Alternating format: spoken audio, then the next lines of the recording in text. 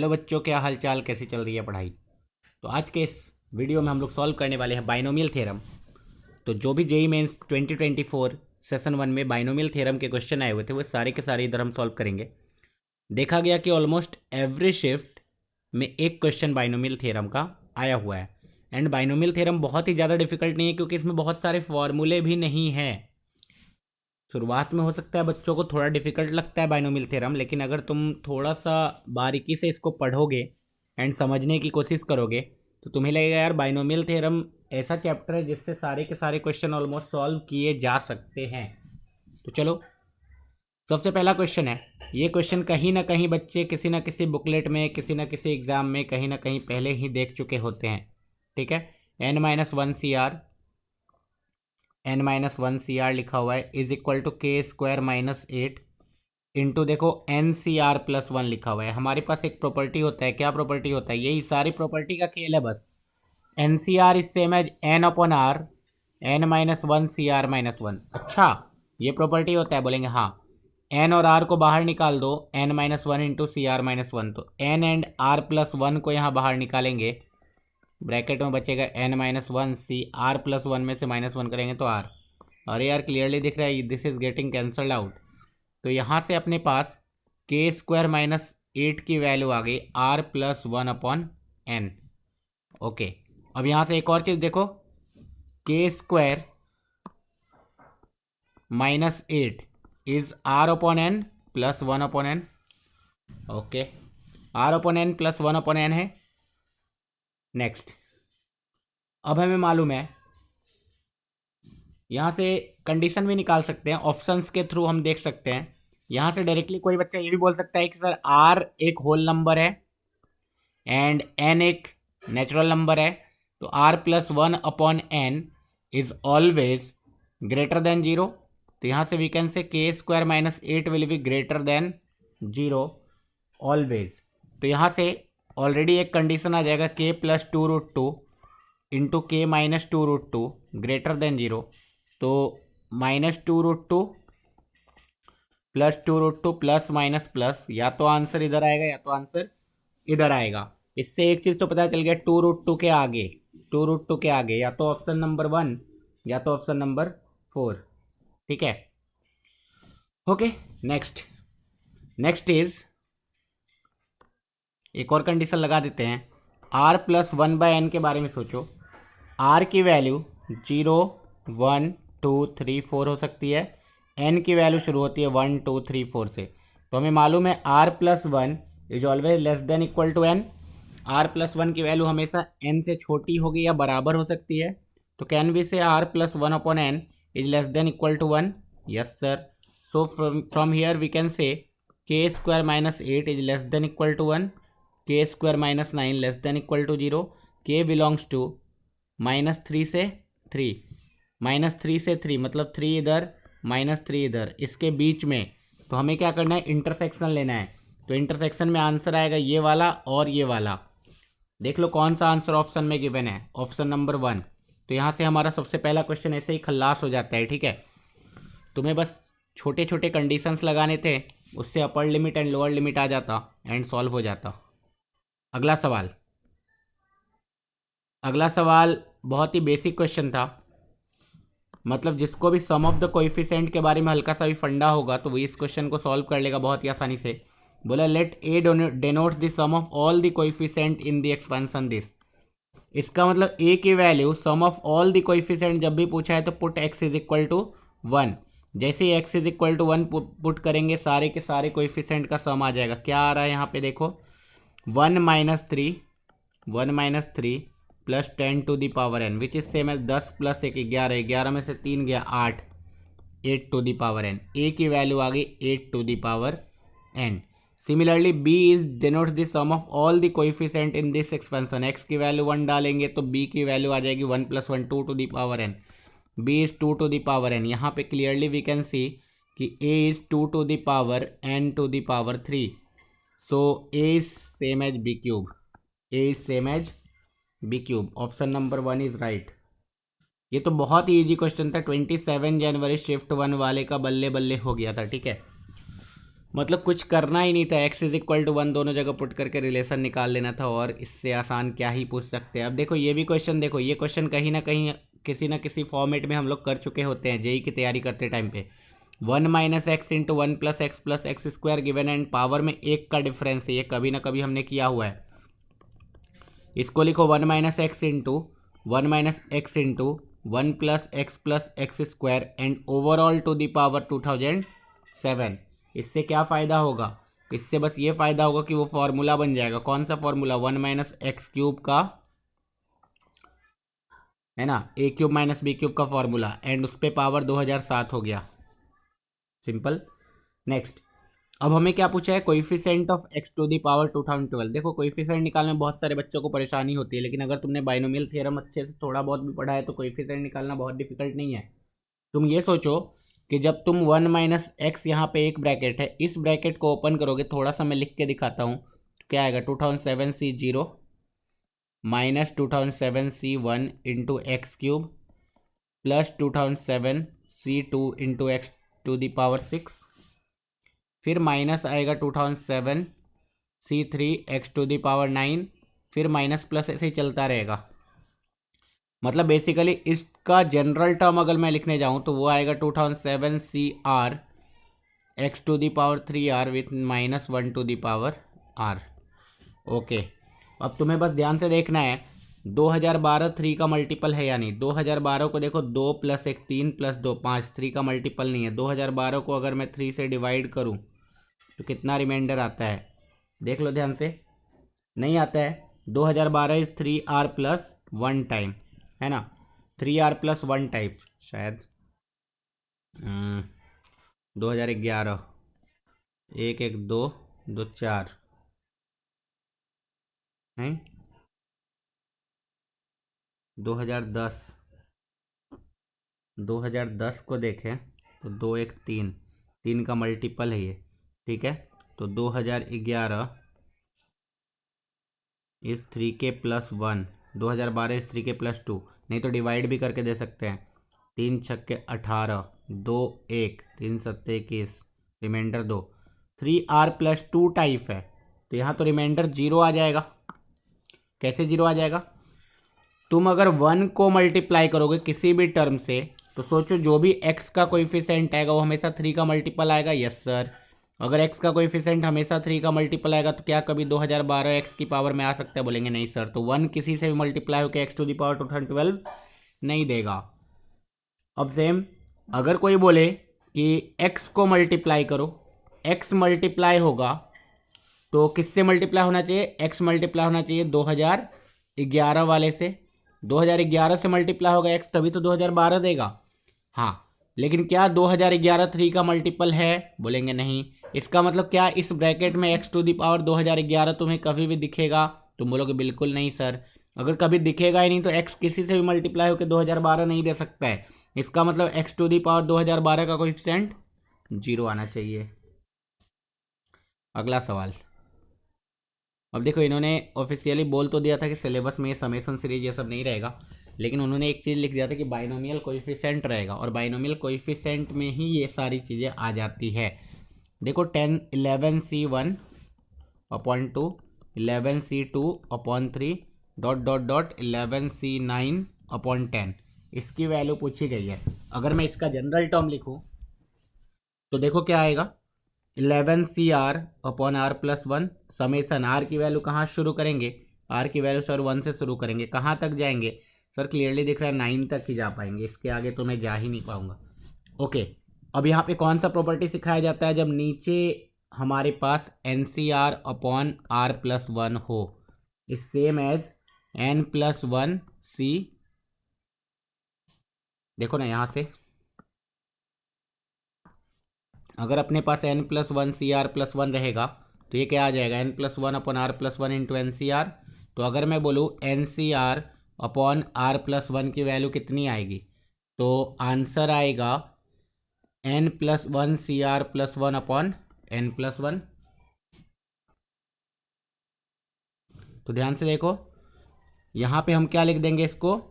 12CR plus 1 upon N plus 1, N plus 1 is 12, अब इसका summation हमें निकालना है आर की वैल्यू 1 से लेकर के 9 तक। तो अब यार आसान है, ये 1/12 तो बाहर आ जाएगा। समेसन के अंदर गया आर इज इक्वल टू 1 से लेकर के 9 तक। अब आर इज इक्वल टू 1 से लेकर के 9 तक समेसन तुम्हें निकालना है 12CR+1 का। तो अगर मैं इसको एक बार ओपन करूँ तो तुम्हारे पास क्या दिखेगा, 1/12 तो बाहर रख दो, अंदर में तुम्हें दिखेगा 12C। आर को 1 डालेंगे तो 12C 2 से डायरेक्टली शुरू हो रहा है, then 12C 3, then 12C 4 and so until 12C 10 तक आएगा। अच्छा, तो इस सीरीज को कंप्लीट करने के लिए अगर मैं देखूं तो 12C 0, 12C 1 ऐड कर दूं एंड इधर 12C 11, 12C 12 भी ऐड कर दूं। तो ये सारी चीज़ें मैंने एक्स्ट्रा ऐड की खुद से, तो उसको सब्ट्रैक्ट भी कर दूंगा। Since 12C 0 is 1, 12C 12 is 1, तो ये दोनों तो 1 है। Then 12C 1, 12C 1 is 12, 12C 11 भी 12 है, तो ये दोनों 12 + 12 24 हो जाएगा। इस दोनों को सब्ट्रैक्ट कर दिया तो अब तुम्हें ये दिखेगा यार, ये तो 2 टू दी पावर कितना आ जाएगा, ये 2 टू दी पावर 12 माइनस इधर कितना आ जाएगा 26। बस अब हमें क्या चाहिए देख लो।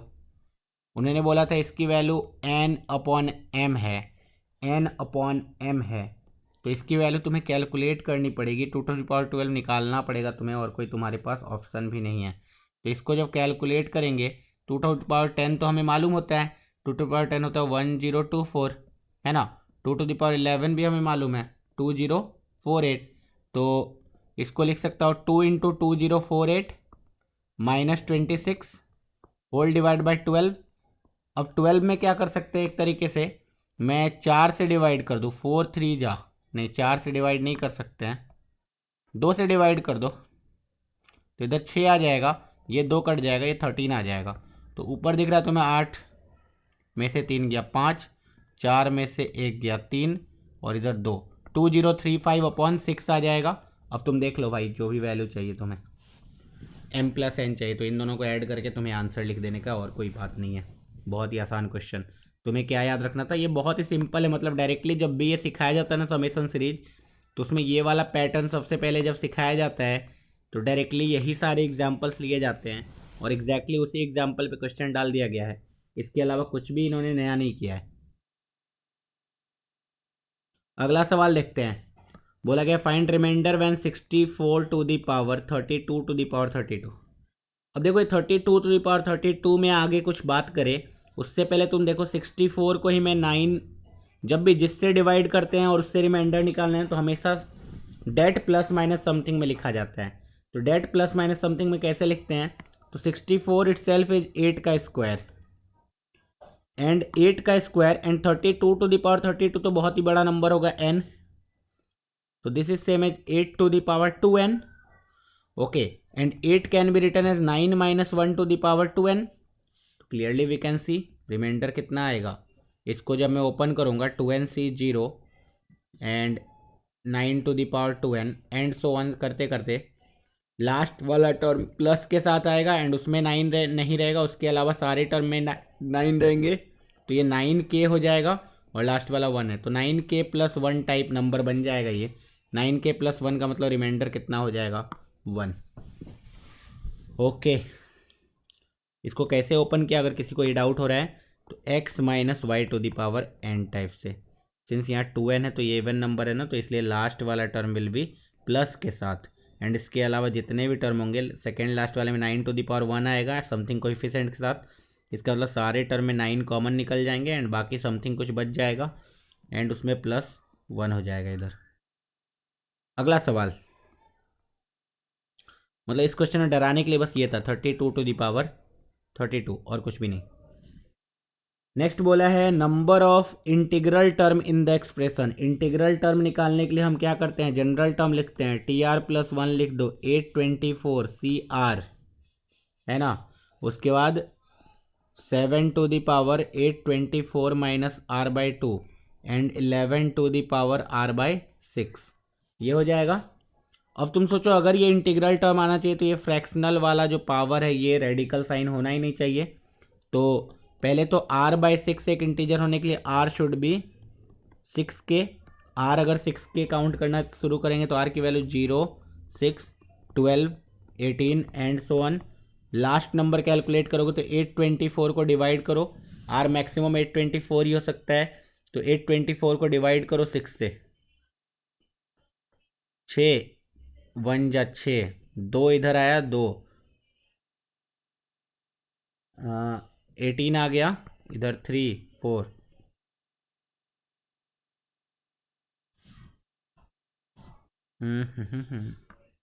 ऐसे मत करो।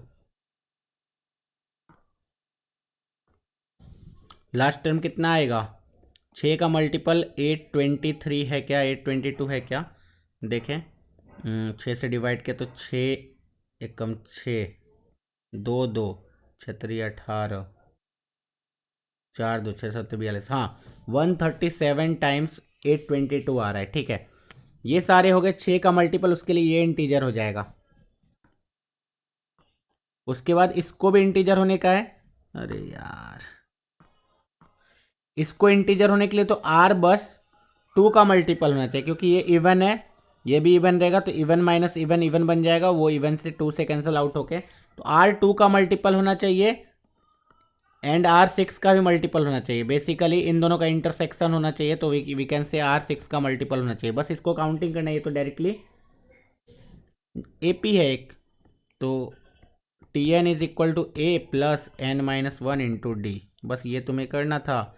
822/6 कितना आया, 137 प्लस 1 कर देंगे तो n आ जाएगा, n की वैल्यू कितनी आ गई 138।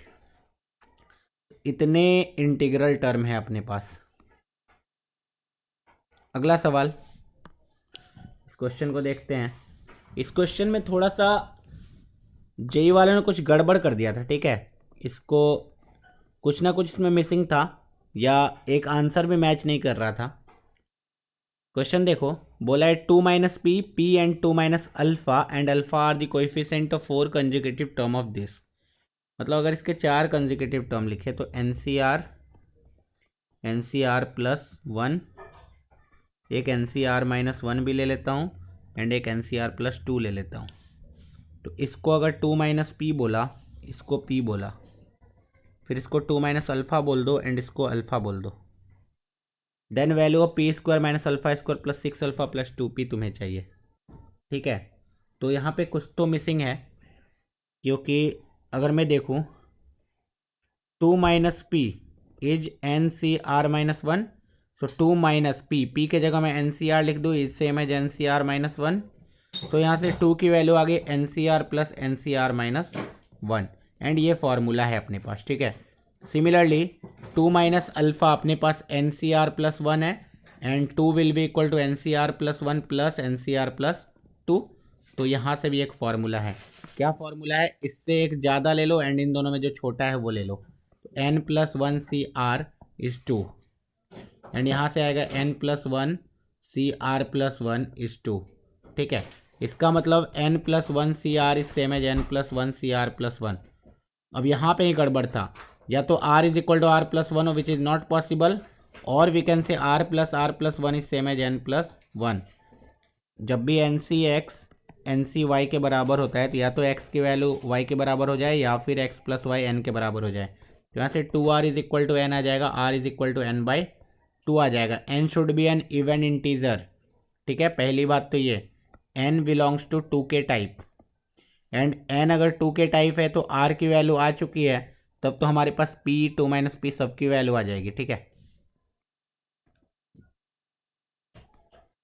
नेक्स्ट ये क्वेश्चन देखो, फिर से समेशन सीरीज है अपने पास। हाँ, फिर से एग्जैक्टली उसी फॉर्मेट में पूछ दिया, alpha is equal to k is equal to 0 से n NCK इंटू NCK, इसको लिखो, एक के नीचे k + 1 लिखो, इससे यहाँ पे वो फॉर्मूला लग जाएगा। अल्फ़ा की वैल्यू क्या आ जाएगी, n + 1 CK + 1, और ये एक NCK है एंड 1/n + 1 बाहर आ जाएगा, इस पर समेसन लगेगा k इज इक्वल टू 0 से लेके n तक अल्फ़ा की वैल्यू। अब देखो ये तो अपना वेंडर मॉन्ड की तरह है, NCK को NCN - k लिख दो, और वेंडर मॉन्ड उन्होंने सिलेबस में नहीं रखा था लेकिन क्वेश्चन तो पूछ लिया ना, तो आंसर इसका कैसे लिखते हैं, सिंस सारे के सारे टर्म है अपने पास, कोई भी टर्म मिसिंग नहीं है, तो ये आ जाएगा n+1, ब्रैकेट के अंदर क्या डालोगे n+n+1 डेट इज 2n+1c, इन दोनों का एडिशन क्या आएगा n+1, तो अल्फ़ा की वैल्यू तुरंत आ गई। नेक्स्ट बीटा की वैल्यू देखने के लिए फिर से देखो दिस अपॉन दिस, तो सेम टू सेम कैलकुलेशन। तो बीटा के लिए के समेसन के is equal to 0 till n-1 जाएंगे, इसको एन सी के रखा तो नेक्स्ट वाला हो जाएगा n+1 है ना, N C R upon r+1 है ना, तो n+1 सी r+1, n+1 सी r+1 मतलब k+2 डिवाइड बाय n+1 आ जाएगा। तो बीटा में भी आ जाएगा 1/n+1, समेसन के अंदर जा रहा है अपने पास एन सी n-k लिखो इसको, एंड अगले वाले को n+1 सी k+2 लिखो। के की वैल्यू 0 से शुरू करेंगे तो सही है 0 से, लेकिन n-1 पे ख़त्म करेंगे तो लास्ट वाला टर्म जो आएगा n-1 + 2 which is same as n+1, तो सारे के सारे टर्म है। तो इसका मतलब बीटा की वैल्यू यू कैन सी आ जाएगा 1/n+1 into 2n+1 C n+2। अब उन्होंने क्या पूछा है 5 अल्फ़ा अगर 6 बीटा के बराबर है तो n की वैल्यू बताओ। This means 5 times alpha, alpha है 1/n+1 into 2n+1 C n+1, 6 beta मतलब 1/n+1 into 2n+1 C n+2, तो यहाँ से n+1 कट जाएगा एंड 2n+1 सी n+2, तो यहाँ से देखो भैया और तुम्हें कुछ नहीं करना है, 5/6 इज इक्वल टू आ गया 2n+1 C n+2 divide by 2n+1 C n+1, N C R upon N C R -1 का फॉर्मूला लगाना है n-r+1/r, तो यहाँ से आ जाएगा 5/6 is equal to 2n+1 -n-1 upon n+2 which is same as 5/6 is equal to n/n+2, 5/6 is equal to n/n+2, तो यहाँ से 6n इज इक्वल टू आ जाएगा 5n + 10, n is equal to 10 आ गया यहाँ से, तो n की वैल्यू यहाँ पे 10 है। तो तुम्हें वेंडर मॉन्ड भी आना चाहिए एंड ये वाला फॉर्मूला भी आना चाहिए। तो किसने बोला भाई समेसन सीरीज नहीं आएगा, आ तो रहा है 30 जनवरी शिफ्ट 2, अगर ये बच्चे नहीं पढ़ के गए होंगे समेसन वाला तो वो फंस गए होंगे, ठीक है। तो अच्छा क्वेश्चन था ये और रेपिटेटिव क्वेश्चन है, मतलब इसमें और कोई वैरायटी है ही नहीं, मतलब अगर तुमने पढ़ लिया अच्छे से तुमसे बन ही जाएगा, ऐसा है। अगला सवाल देख लो भैया, बोला in the expansion of this sum of the coefficient of x³ and x⁻13। अब ऐसे एक्सपेंशन है तो इसको अच्छे से थोड़ा सिंप्लीफाई कर लो, 1 - x² एंड यहाँ एलसीएम लोगे तो नीचे x³ आएगा, x³ को नीचे करेंगे तो x⁻15 बन जाएगा एंड ऊपर क्या आ जाएगा x³ + 3x² + 3x + 1 to the power 5, and इसको ध्यान से देखोगे तो ये तो 1 + x द होल क्यूब लिखा है, तो ये आ गया 1 + x into 1 - x² into 1 + x the whole cube मतलब पावर 15, पावर 15 आ गया है, तो यहाँ से अपॉन x⁻15 आ गया। ओके, अब देखो ध्यान से, इसको मैंने लिख दिया 1 + x का होल स्क्वायर नहीं है, ये 1 + x इंटू 1 - x कर दो तो 1 + x दी होल स्क्वायर, तो ये डायरेक्टली आ जाएगा 1 - x into 1 + x⁻17 divide by x⁻15। इसको और अच्छे से सिंप्लीफाई करोगे तो ये आ जाएगा 1 + x⁻17 minus x into 1 + x⁻17, overall power नीचे 15। अब ध्यान से सोचो, तुम्हें चाहिए कोएफिशिएंट ऑफ x³ इसमें, अब x³ का कोएफिशिएंट इसमें चाहिए एंड इसका जो भी एक्सपांसन होगा न्यूमरेटर का उसमें सारे टर्म में x⁻15 डिवाइड करेंगे, तो x⁻18 अपॉन x⁻15 वाला जो टर्म होगा that will be same as x³। Yes sir, this means numerator में तुम्हें कोएफिशिएंट कितने का चाहिए सर x⁻18 का, किस में सर न्यूमरेटर में 1 + x⁻17 minus x into 1 + x⁻17 में। हाँ, तो क्या सर इसमें कभी x⁻18 आएगा, तुम बोलोगे नहीं सर, माइनस x किससे मल्टीप्लाई होगा तो 17 आएगा, 17c 17 वाले टर्म से सर, तो यहाँ से आने वाला 17c, 17 is the coefficient of x⁻3 and this is same as -1। इसका मतलब coefficient of x³ is -1। Next coefficient of x to the power -13 चाहिए। सोचो एक्स टू दी पावर -13 का कोएफिशिएंट निकालने के लिए what do you have to find. इसको तुम्हें एक्स टू दी पावर 15 से हमेशा डिवाइड करना है ना कोई भी टर्म को, तो ऊपर एक्स टू दी पावर 2 बनेगा तो अपने आप एक्स टू दी पावर -13 आ जाएगा। यस सर, इसका मतलब तुम्हें इसमें coefficient of x to the power 2 चाहिए, coefficient of x to the power 2, तो वो आ जाएगा 17c2 यहाँ से, एंड यहाँ से x इंटू 17c1। तो 17c2 is 17 into 18/2, sorry 17 into 16/2, that is 17 into 8 minus 17c1 is 17, which is same as 17 into 7, 17 into 7 is same as 119। इसका मतलब final answer is 119 minus 1, that is 118, क्योंकि सम of the coefficient पूछा था, दोनों का coefficient निकाल के खाली सम करने का। अगला सवाल देखो, बोला है for some m comma n 6cm plus this. अब देखो ये भी बहुत अच्छा है, 6cm plus 6cm plus 1 plus 6cm plus 1 plus 6cm plus 2 लिख दिया अगर इसको, which is greater than 8c3। तो क्या तुम्हें दिख रहा है इन दोनों का एडिशन होगा, इन दोनों का एडिशन होगा, 6 + 6 7cm बन जाएगा ये, एंड नेक्स्ट वाला 7cm प्लस 1 बन जाएगा, और ये दोनों ऐड होके बन जाएंगे 8cm। कैसे कैसे, वही वाला formula NCR plus NCR minus 1 is equal to N plus 1 CR से। अच्छा, तो ये 8cm is greater than 8c3, this means m is greater than 3। Yes, 8c,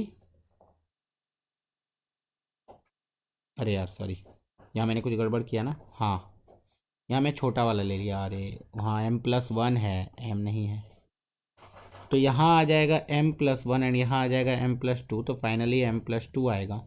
so m+2 मतलब 8cm+2 is greater than 8c3, तो इसका मतलब clearly m की value,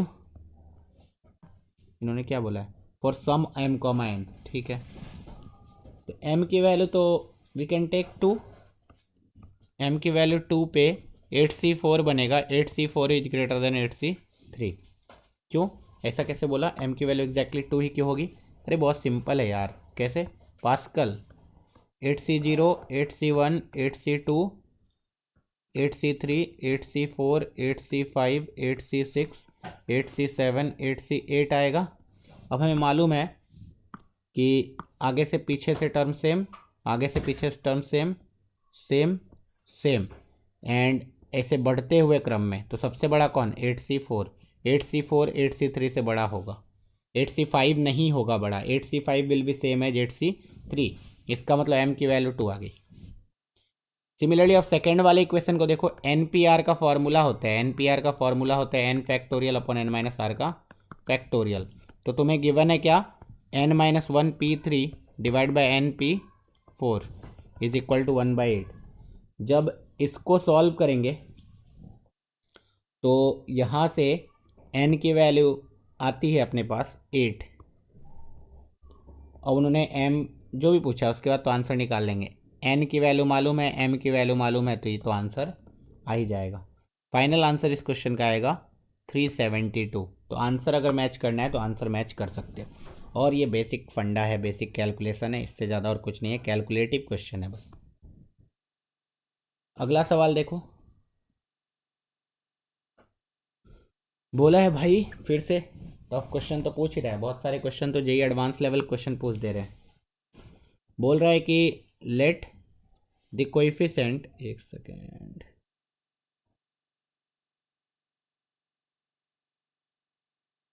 बोला है let the coefficient of x to the power r in the expansion of this be alpha r, then alpha r का summation alpha r is beta to the power n minus whatever. तुम सोचो यहाँ पे coefficient of x to the power r क्या आएगा, तुम बोलोगे sir n-1 CR, x to the power r का कोएफिशिएंट निकालना है ना, तो इसको x+3 को 3+x सोचो, x+3 को 3+x⁻n−1 सोचो तो यहाँ से आएगा n-1 CR 3n-r है ना, n-1 -r। ओके, सिमिलरली मैं ये सोचूं इसमें क्या आएगा कोएफिशिएंट, तो x⁻r का कोएफिशिएंट निकालने के लिए 2 से मल्टीप्लाई करोगे। भाई सब उसका समेसन पूछा है फिर। ओके,